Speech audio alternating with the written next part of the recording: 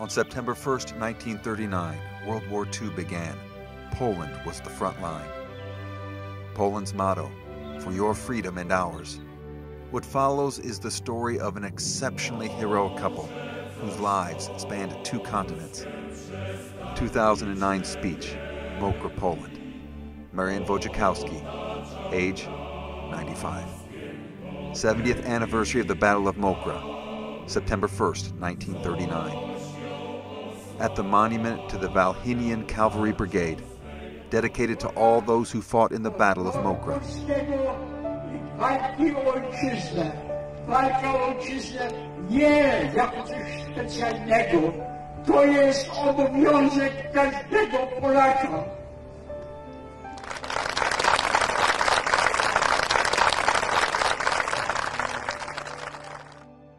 In 1918, to rebuild a war-torn Europe, President Woodrow Wilson advocated for a free and independent Poland.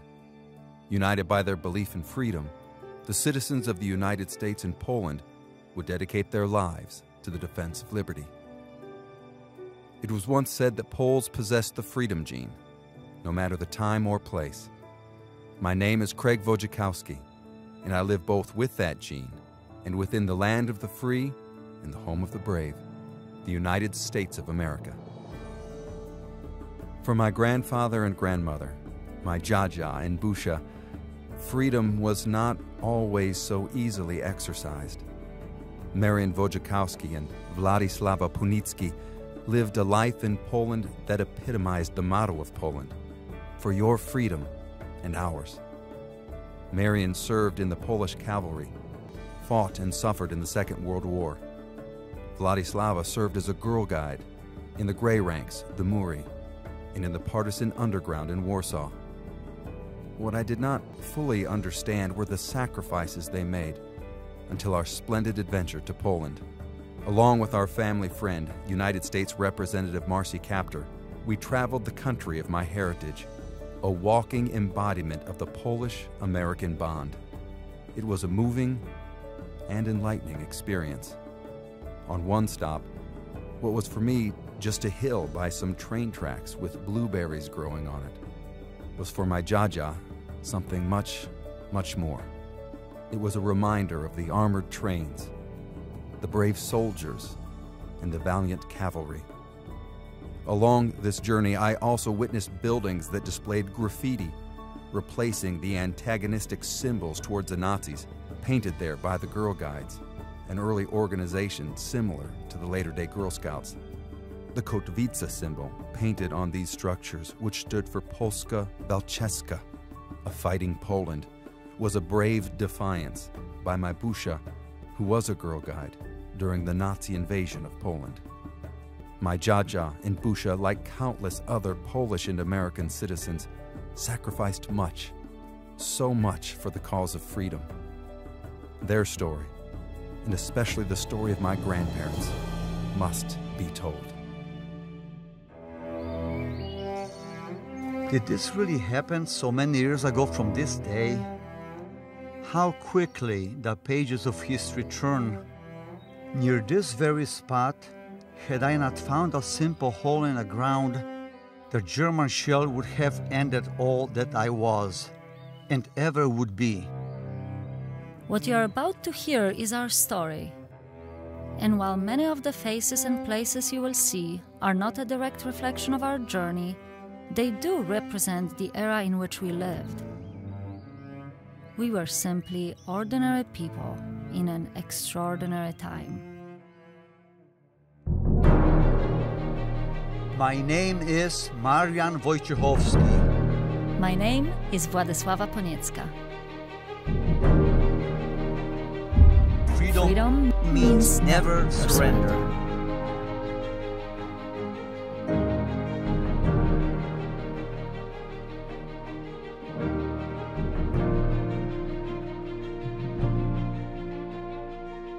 Our beloved Poland. Near the end of the 18th century, the Polish state faded as the nation of the world and was partitioned among Prussia, Austria, and the Russian Empire. Then, in 1918, from the ruin of so-called war to end all wars, Poland rose again from the ashes. We were born into a new generation and was to lead the Polish people in an era of hope, opportunity, and freedom. But it was not to be, for the clouds of war were again on the horizon. Hat jetzt in seiner Hand Frieden oder Krieg. Wird ein jeder Frieden Angebot jetzt akzeptieren und den Deutschen endlich die Freiheit geben. Oder wir werden diese Freiheit uns jetzt holen.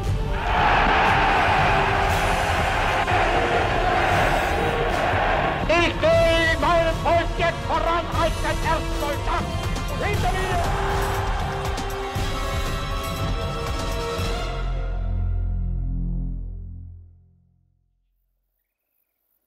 I look back on my life as a young girl, enjoying scouting, and then having to use the skills I learned in this peacetime organization to becoming an active partisan in 1940 in Warsaw.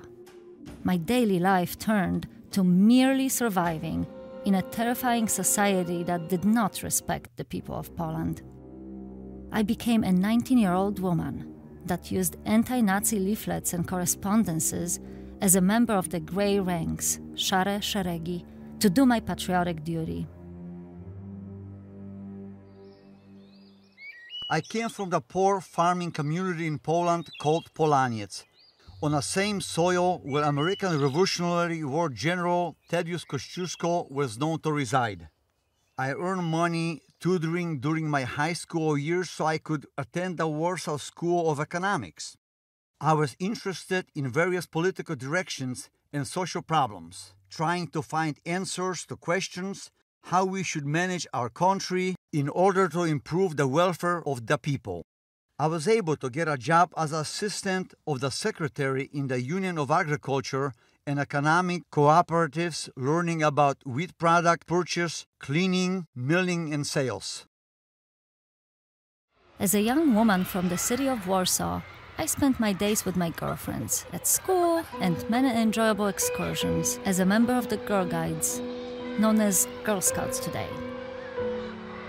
I had wonderful parents and your typical brothers. I especially loved when my mom would braid my hair. We would spend our days in Warsaw, shopping, and spend time with friends like most young girls in our teen years. In the months prior to September 1st, 1939, I was an aide at the Institute of Deaf and Mute Children, but I did not imagine that it would not be long before I would be practicing the oath I took as a scout years ago and be delivering bread to the needy and using my first aid skills on people that needed my care.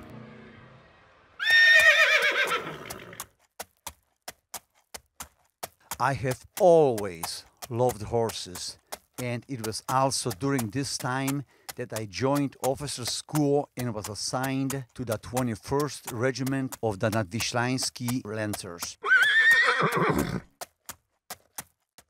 Fighting for one's country is not something special. It is the duty of every Pole.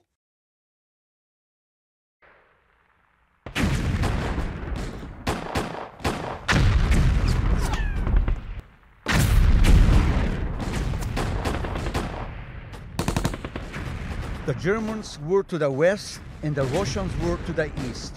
We were stuck in the middle, fighting on two fronts. As a young man, I joined the Wojtyńska Cavalry Brigade.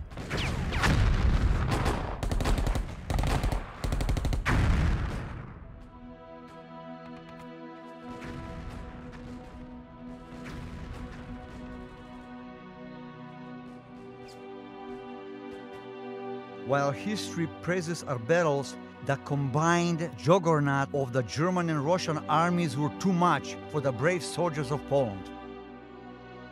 Hundreds of thousands of Poles, soldiers and civilians were deported to labor camps in Russia, forced to suffer inhumane conditions. Many Poles would die under Soviet rule. This was a dark time for Poland.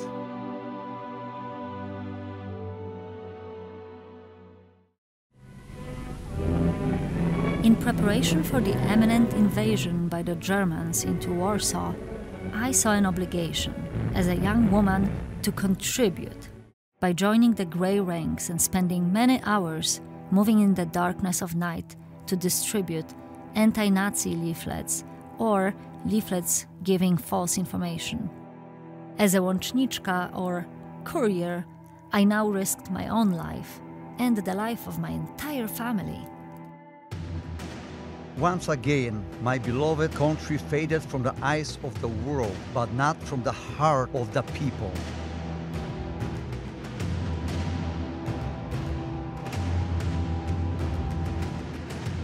My order was, bury the ammunition, give the horses and uniforms to the peasants, change into civilian clothes, march home and await further orders. The resistance had begun. Freedom means never surrender.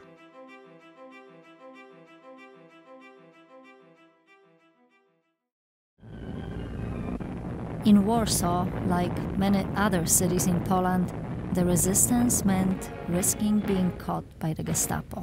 That was exactly what happened to me in 1940 while being a courier. I was taken to Mokorów headquarters, which was a Gestapo detention center. I would remain there for 3 months. On various occasions, they would take me to 25 Aleje Szucha Street, a building taken over by the Gestapo, and placed me in a cell referred to as a tram. They would torture me and others to provide information. I would then be returned to Mokorów. I refused to betray my fellow partisans or my Poland.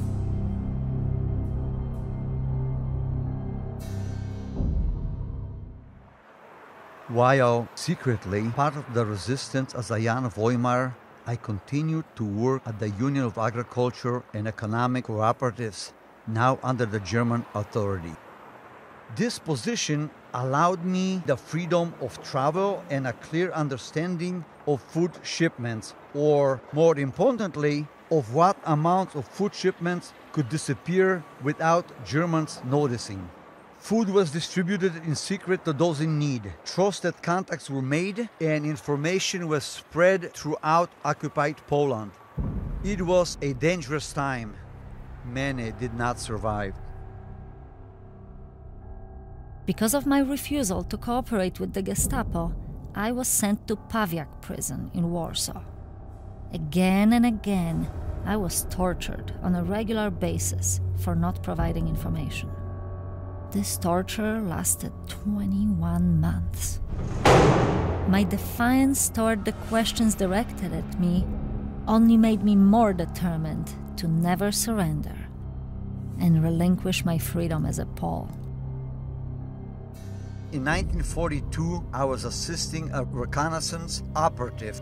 A member was captured and later executed, but letters addressed to me fell into the hands of Gestapo. When one ends up in the hands of Gestapo, that could be considered a better alternative to the pain and suffering they inflicted. I was beaten so thoroughly that after finishing, they threw me into a cell completely disabled. But for all the weakness of my body, my spirit was never stronger. I would not give up my fellow Poles. Freedom means never surrender.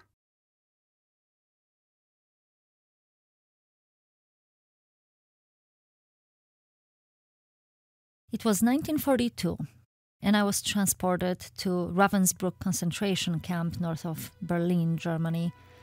This concentration camp was for women only. It was there that I became a member of the Mury, or the Walls. It was an underground resistance Girl Scout group in the camp. My torture was inflicted by a doctor, who was more like a butcher. I was one of the women that were referred to as króliki, or in English, rabbits, because of the experimentation done on us. It was horrific. They would either slice parts of our bodies and infect them with bacteria for pseudo-medical experiments, or, like myself, have caustic injections inserted into my body and then wait to record the results. I lived with those physical and mental scars my entire life. How can humans be so cruel to one another? As a member of the Mury, and a subtroop of that called Cementy, which stood for the cement that helped hold the walls together, I helped many of the women too weak to care for themselves, because we only had each other. I was one of the fortunate ones, saved from the bunkier, which was a cell for more severe punishment, by Anna Burda Welburdowna, when she changed my paperwork, which got me sent to Flossenburg concentration camp. I was sure to die from more experiments if I remained at Ravensbrück. 1 year of my life was left at Ravensbrück, but I survived. I refused to die.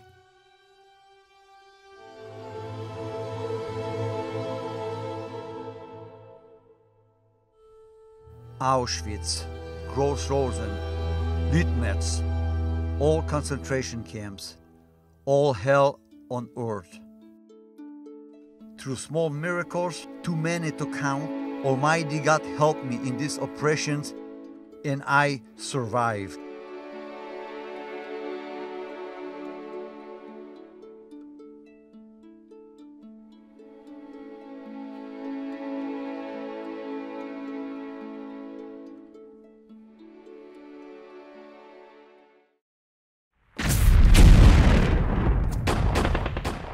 In the spring of 1945, we could hear the bombs bursting as the Russian army approached.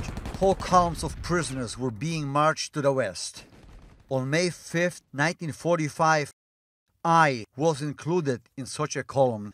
It was known that any prisoner who no longer had the strength to continue were finished off with a rifle shot and left by the roadside. Therefore, at the first occasion during the night, I escaped. Refusing to die, I arrived at Flossenburg. I left Ravensbrück, where 92,000 women died, to this sub-camp, where before the end of the war 33,000 more of us would die. I knew the war must be coming to an end by the uneasy demeanor of the guards. I was part of the group that was selected for a death march to New Rollo, a different sub-camp of Ravensbrück. As I walked along with the other women, anyone that lagged behind was killed by the Nazi guard. I was not going to give them that pleasure of watching me die. Myself and a few other women waited for the right moment and broke from the lines and escaped before we would get to Wszekary in Czechoslovakia.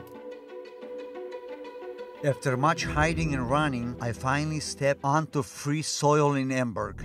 I arrived in the displaced person camp run by the United States Army. I immediately wanted to join the effort to rebuild a war-torn world. I became a lieutenant in the Polish Guard companies, coordinating with the American Army in Germany. I also served as a leader in a Polish and international refugee organization. But, most importantly, I met my beloved wife and partner in all I will ever do, Władysława. Never giving up hope that I would one day find peace in my life, myself and the other women were hiding in a barn in the village of Wszekary. We were discovered and liberated by a Polish US soldier from Texas. We were taken to a displaced persons camp in Germany, and my new life began when I met this wonderfully kind man, Marian Wojciechowski. The year was 1945. It is from this point forward that I will no longer be an I, but rather a we. Our young daughter Marian, Hania, was born in the displaced persons camp in Aschenberg, Germany. She was named after Anna Burda, who changed my paperwork at Flossenburg. Then, in 1950, with our young daughter Marianne, we boarded the USS Bletchford and set sail for America. Our names written at Ellis Island mark a new chapter in our history, and though we had a new home, we would never lose our beloved Poland. We settled in Toledo and embarked on the life we sacrificed ourselves for. We traded our weapons and leaflets for words of Polish pride and identity. These words were printed in the American Echo, a newspaper dedicated to embracing the Polish spirit that we were part of in Toledo. In 1957, we were naturalized as United States citizens, and now we're a family of two nations.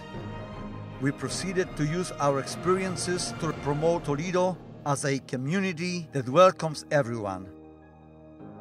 I was even informally known by many Toledoans as the godfather of the Old West End for administering programs to support the area's urban renewal. For me, I work to revitalize and invest in our communities. All the while, we led Polish organizations to cultivate Polish traditions and support our brave homeland. You see, our American dream was to continue to fight for Poland's total independence and secure her freedom from Russian tyranny. And in 1989, 44 years after being occupied and brutalized by the Soviets, our dream came true. Poland became free.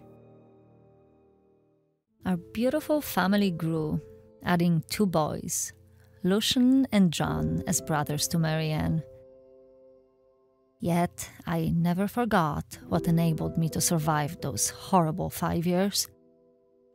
I reunited with other surviving scouts, harcerki, and was elected commander of the Polish Girl Scouts in the USA. I taught Polish language classes and wrote about my survival in Poland. It is my hope that our lives and lives of those who were lost in the horrors of war be a testament to liberty, so that history will never forget what it means. In the twilight of our lives, we have lived, laughed, and loved. Although we have seen war, been prisoners, buried a son and countless friends, and lived with a mental torture and pain that came without treatment in the concentration camps, we have been truly blessed. Life, like freedom, means never surrender.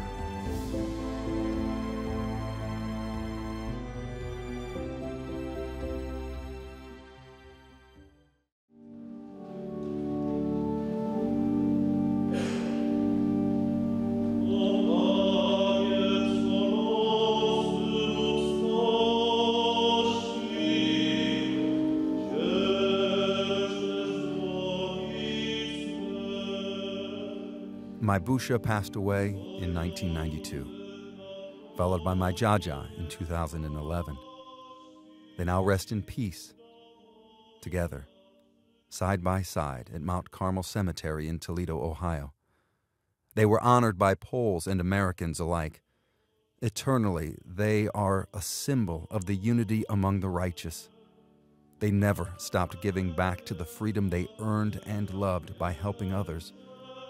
One should never forget the warmth and kindness they shared with others, even though the hardships took a toll on their memories, caused by the flashbacks of torture, pain, and suffering. As the Book of Wisdom reads, "The souls of the just are in the hand of God, and no torment shall touch them. For if before men indeed they be punished, they shall be greatly blessed, because God tried them and found them worthy of himself." Busha and Jaja are the bravest couple I will ever know, even though they now rest with the just and the worthy. Their legacy will live on in all of us forever.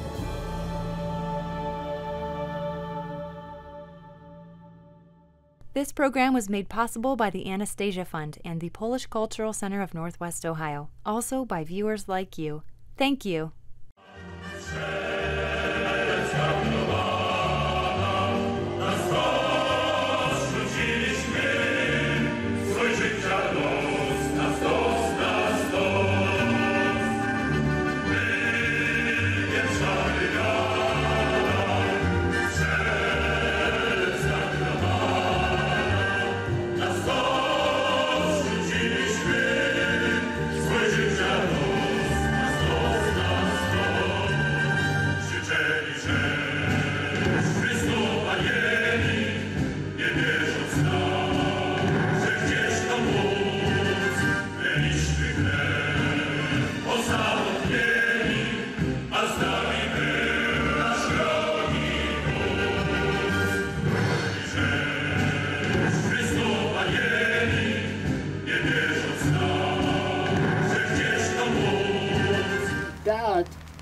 cannot, neither at that time nor today, we would not, I would say, accept this kind of treatment, and that was not only brutal, I would say, that was unhuman.